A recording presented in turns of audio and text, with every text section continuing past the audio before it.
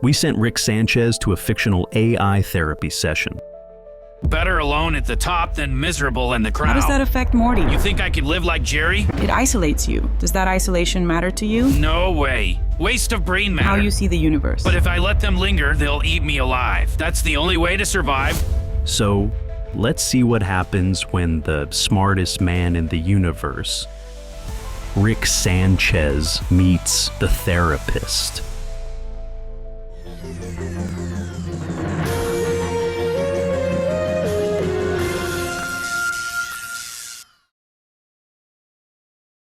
Rick, welcome. I have to say, it's unusual having an animated scientist in this chair. Kind of surreal. Yeah, well, surreal's my middle name. Don't let the ink and pixels fool you. I'm more real than half the people you've treated. Let's start with how you see yourself. You often call yourself the smartest man in the universe.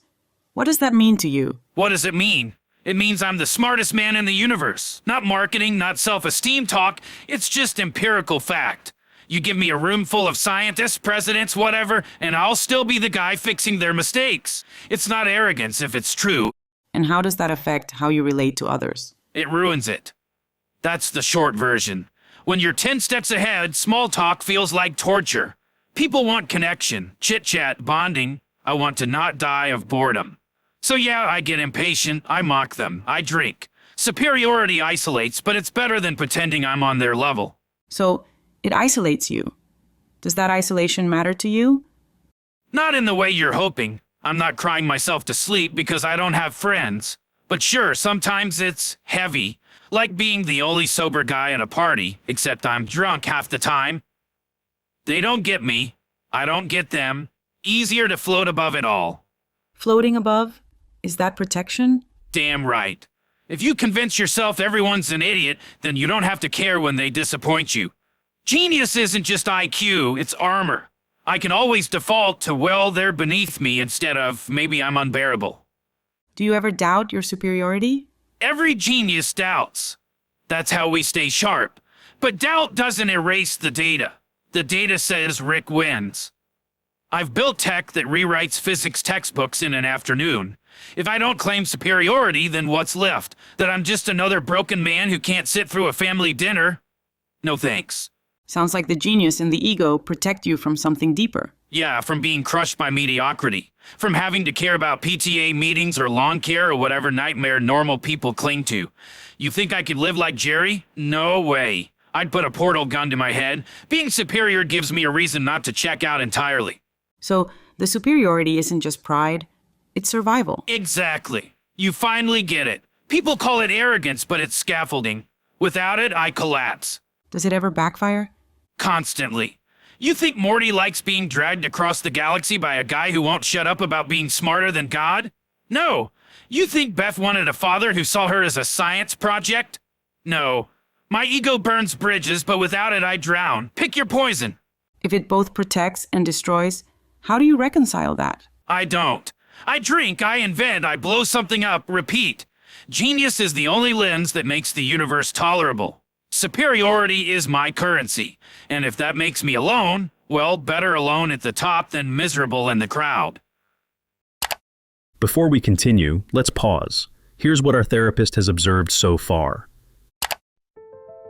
In this first segment, Rick's self-concept as the smartest man in the universe emerges less as pure arrogance and more as a defensive structure. When he says, it's not arrogance if it's true, and people call it arrogance, but it's scaffolding. Without it, I collapse. He frames genius as both identity and shield. Clinically, this reflects traits of narcissistic personality disorder, NPD, a grandiose self-image, devaluation of others, and reliance on superiority to avoid feelings of vulnerability. Yet beneath that, we also see hints of existential depression. His metaphor of being the only sober guy at a party suggests profound loneliness masked by contempt. His intellectual armor keeps him from collapsing into meaninglessness, but it also isolates him and damages relationships. In the next section, I'll explore how this armor affects his capacity for intimacy, particularly with his daughter and grandson Morty, where superiority and detachment may function as both barrier and wound. Now, let's step back into the therapy room. Rick, let's talk about your relationships. Why do you seem to avoid closeness with your family? Avoid? That's putting it mildly. I mean, I care in my own way, but closeness? That's a trap. You get close, you get hurt. Morty sees me as a hero. Sometimes as a dad, mostly as chaos incarnate. Beth? She wants the father who shows up on birthdays and listens to her problems. I can't. Not without losing myself. So fear of intimacy drives distance? Bingo. Intimacy requires vulnerability, and vulnerability's a liability. I can't risk Morty or Beth seeing the total me, the part that's messy, dangerous, sometimes hopeless. They'd recoil. Better to be the enigmatic genius than the dad who cries over bad choices. How does that affect Morty? Morty idolizes me, sure, but he's scared too. He sees the power, the portals, the adventures, and he wants it. But he doesn't want all of me. And I can't give all of me without risking his safety and his psyche. So we dance around it. I push, he resists, we collide. That's normal, right? Not really. And Beth? Beth wants connection. I know that.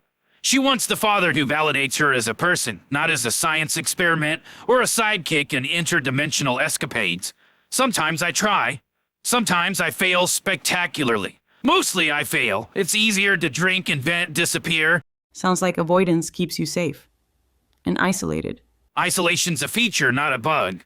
I protect them. I protect myself. I stay in control. But yeah, it's lonely. Morty's growing up, noticing the gaps. Beth's smoldering. I see it, can't fix it, don't want to. It's too heavy. Is there guilt? Guilt's a funny word. I feel it abstractly. I weigh consequences, see the collateral damage. But I can't live small. I can't shrink into their expectations. That would kill me faster than a gamma radiation overdose. So I compartmentalize. Distance equals survival. And yet, you clearly care. There's a push and pull. Exactly. I care enough to meddle, to protect in my chaotic way. I care enough to leave breadcrumbs, clues, moments of guidance. But intimacy? I can't risk losing the edge, the genius, the me that can survive universes. In this segment, Rick's struggle with intimacy and family connection becomes evident. When he says, Closeness? That's a trap. and Distance equals survival. we see how avoidance functions as both protective strategy and relational barrier. Clinically, this aligns with traits of avoidant personality disorder and attachment dysregulation. He fears emotional closeness, compartmentalizes his feelings, and maintains distance to shield himself and others. His behavior also hints at covert narcissistic patterns, where care exists but is expressed indirectly, often through control or chaos. In the next part, I'll explore how Rick's defenses shape the way he experiences the world and handles challenges, and how they influence the choices he makes in daily life. Rick, let's talk about how you see the universe. Do you ever find meaning in anything? Meaning? You're funny. I look at the universe, all its chaos, all its infinite possibilities, and I see nothing. No inherent purpose, no cosmic plan. People grasp at meaning like it's a lifeline, and I just drink and move on. Meaning's optional. So nihilism is protective? Exactly. If nothing matters, then nothing can hurt you. Feelings, regret, guilt, waste of brain matter. I can't let them pile up. I've seen what attachment does to a person when the universe doesn't give a damn. Better to shrug than to break. And yet, you act, create, travel. How do you reconcile activity with meaninglessness? I don't reconcile. I adapt. I invent because I can. I explore because I'm alive. I drag Morty across dimensions because chaos is better than despair. Action doesn't equal purpose. It equals distraction. Keeps me from staring too long into the void. Keeps me from feeling the nothing. Do emotions factor into this at all? They sneak in. Flash of pride, spark of guilt, maybe even hope, if you stretch the definition. But if I let them linger, they'll eat me alive. I've learned to compartmentalize. Think, calculate, act. Feel later, maybe never. That's the only way to survive when the universe is an indifferent machine. So avoidance of meaning protects you, but at a cost. Sure, I miss moments I could have felt. Connection, awe, love. But every time I dip into that, I risk the chaos swallowing me whole. Better to float above it like I always do. Nihilism isn't despair. It's armor. Keeps me functional, keeps me alive, keeps me from collapsing under the weight of everything. And yet, you continue to engage with life in your own way. Damn right. The universe doesn't care. People don't care. And if I care too much, I'm toast. So I act. I survive. I drink. I invent. And somewhere in that mess, I find enough. It sounds like your approach is both self-protective and limiting. Nailed it. The void's always there. I just learned to surf it instead of drowning. In this segment, Rick's approach to life reveals his reliance on nihilism as a shield. When he says, People grasp at meaning like it's a lifeline. we see how he distances himself from emotional vulnerability. His remark Nihilism isn't despair. It's armor. highlights how this worldview functions as a protective mechanism, allowing him to navigate the universe without being overwhelmed by feelings or expectations. Clinically, this reflects traits of existential depression and avoidant coping. He avoids meaning and emotion to maintain psychological stability, though at the cost of deeper connection. In the next part, I'll explore his relationship with alcohol and why he keeps pushing himself to the edge. Rick, let's talk about your drinking and the way you handle risk. How do you see them? Call it chemistry in motion. Booze sharpens the mind, dulls the edges, and makes the inevitable less inevitable. Without it, every screw-up hits harder. Every argument, every failure, every cosmic joke, boom. Too bright, too loud, alcohol's my dimmer switch. And the risk-taking? That's a hobby.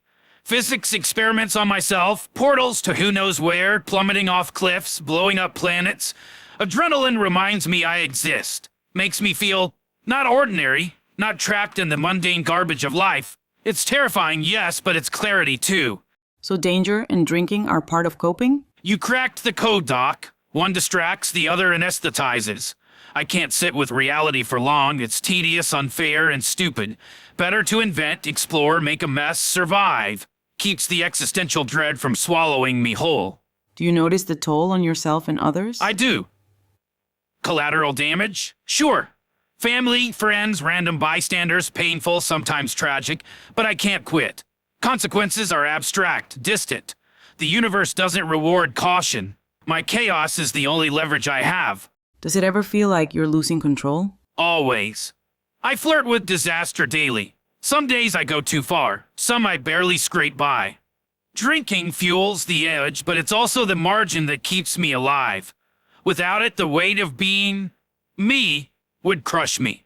Is it about survival or punishing yourself? Both wrapped in a neat, bitter little package. Punish the universe, punish me, and still endure. It's a twisted kind of balance. Keeps me inventing, laughing at impossibility, moving, alive. And you keep repeating it. Naturally. Repetition is security, oddly enough. Chaos is comfort. Destruction is the price of staying alive. And if I collapse, well, I'd rather collapse drunk, laughing, inventing something spectacular than quietly decay like everyone else. So it's protection and expression together. Exactly. Pain, brilliance, survival, absurdity, all mixed in. That's Rick. That's my language. In this final segment, Rick's use of alcohol and self-destructive behaviors emerges as both coping mechanism and existential strategy. When he says, Chaos is comfort, destruction is the price of staying alive. we see how risk-taking and substance use allow him to manage anxiety, existential dread, and intense emotions. Clinically, this aligns with alcohol use disorder and traits of self-destructive personality, reflecting a cycle of harm that simultaneously numbs, protects, and asserts control over an unpredictable universe. Now, let's take a step back to see the bigger picture and find out what our experts' final thoughts are on this session and Rick Sanchez's character. In this session, Rick Sanchez appears as a brilliant yet defended personality whose coping keeps him functional while eroding intimacy. Across the 4 parts, a consistent profile emerges. First, traits of narcissistic personality disorder, NPD. A grandiose self-concept, chronic devaluation of others, and use of genius as scaffolding to ward off shame and emptiness. Effective for performance, costly for relationships. Second, features of avoidant personality disorder and insecure attachment. Strategic distance, fear of exposure, and compartmentalization that protect him from rejection but maintain loneliness, especially with Beth and Morty. Third, existential depression. A nihilistic stance functions as affect regulation, blunting grief, hope, and meaning. It preserves control but narrows emotional range and authentic engagement. Fourth, alcohol use disorder with entrenched risk-taking. Alcohol as an aesthetic, danger as stimulation, and self-punishment. These behaviors momentarily relieve dread while reinforcing instability and harm. Overall, Rick's psyche is a convergence of narcissistic defenses, avoidant attachment, nihilistic coping, and addiction. Armor that sustains his brilliance, yet blocks repair, intimacy, and lasting change. That was our therapy session with Rick Sanchez. If you enjoyed this, or if it made you think, we've got more coming, more characters, more deep dives. Subscribe to Mind Session for more, and let us know in the comments who you'd like to see in the chair next.